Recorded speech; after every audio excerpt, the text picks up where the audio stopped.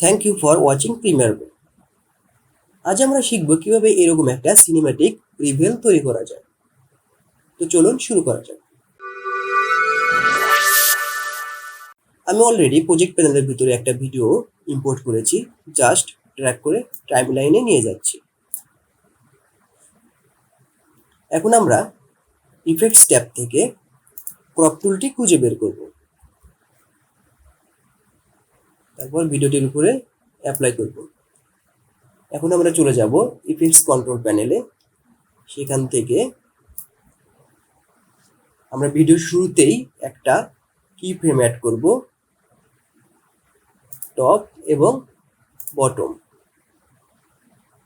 আমরা এখন টপ করে দিব 50% এবং বটম করে দিব 50%। ভিডিওতে টপ এবং বটম 50% ক্রপ হয়ে গেছে। এখন আমরা প্লে হেডটি 3 সেকেন্ড ফরওয়ার্ড করব এবং আরেকটি কি পয়েন্ট অ্যাড করব।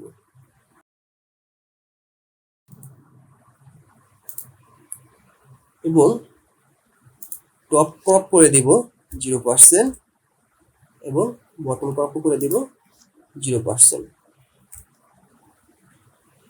এখন যদি আমরা প্লে করি তাহলে সুন্দর একটা রিবেল দেখতে পাবো।